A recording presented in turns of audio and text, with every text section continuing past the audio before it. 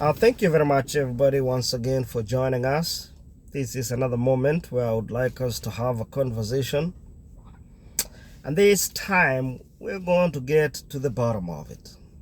We're going to take a look at exactly what's happening in the world.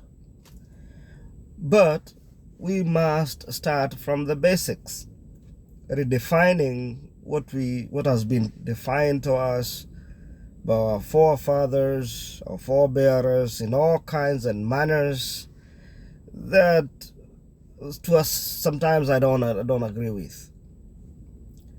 But today we're going to go back to the basics, and the basics starts with a human being. A human being is a very fascinating creature. Human being is an intelligent animal that has language, that has technology, that has pretty much generally all that it requires to survive in the world, to live in the world, to go through life generally. Have medicine, you have technology for mobility, for communication, for lifting, for moving. We are ahead. We no longer have to use the muscle to do what need to be done. Most of it can be done using equipment.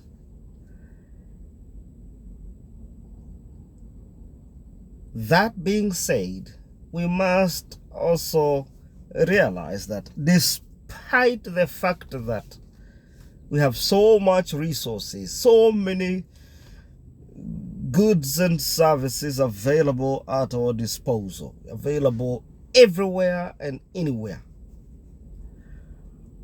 we're still not where we would like to be. Like, distribution has not yet caught up with where the demand is. What is standing on the way? If we have everything, then why are we still going through the challenge of lack?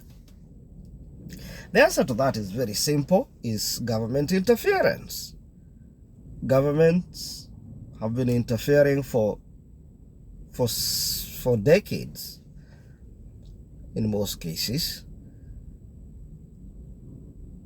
for their citizenry to get what is available in the market, including medicine, cars, clothes, services of all kind, cell phones and the like. And you wonder, why is it the government is so interferent with things that make sense? Why? Oh, the government not want people to have cars or have more clothes or have access to more services. And the answer goes to the very core of the toxic element of politics.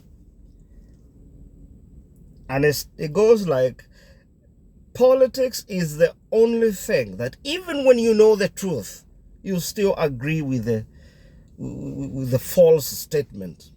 Even when you deep down know the truth, even when you know ice is cold, you still want to say that ice was too hot. That's politics. Even when you know, all you have to do is open the borders for people to get their food, their technology, their goods and services, for the prices to go down. You're still stuck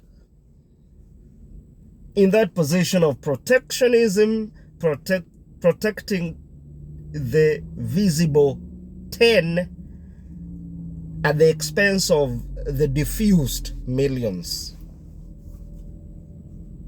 You're protecting the visible 10,000 at the expense of 50 million.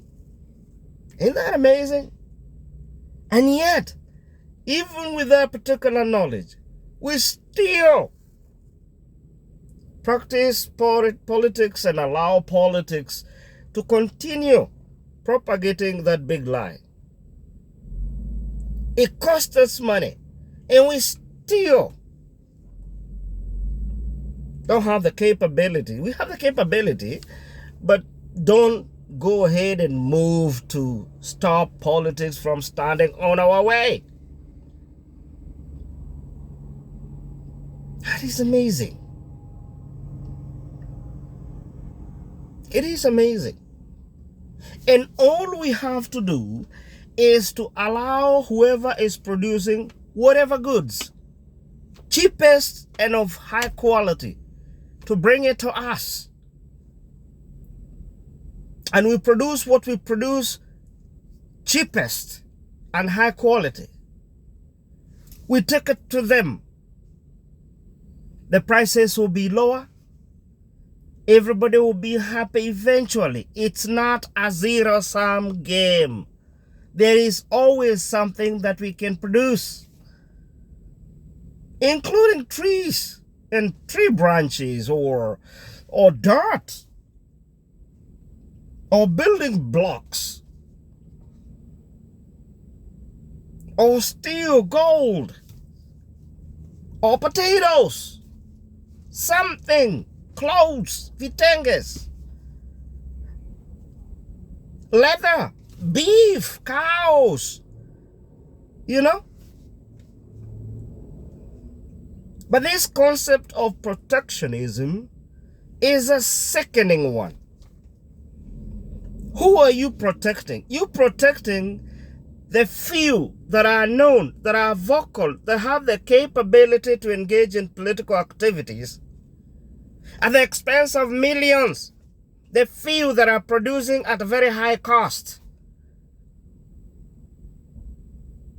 at the expense of millions who are going to pay very high prices. It doesn't make sense. All we need to do is to stop the political clout from making decisions that don't make sense. Things, goods and services only get lower prices when there is competition, when there is more produced, when there is better technology used to produce those goods, when there are better handling mechanisms to reduce the cost of production, when more goods are available in the market, the prices will automatically go down. And all these policies about protecting the industry, protecting the environment against pollution, protecting the city against too many cars and all those things, protecting local industries, protectionism. Technically, that is the worst animal any government or any political institution can adopt, because it is really protecting consumers at the expense of a few producers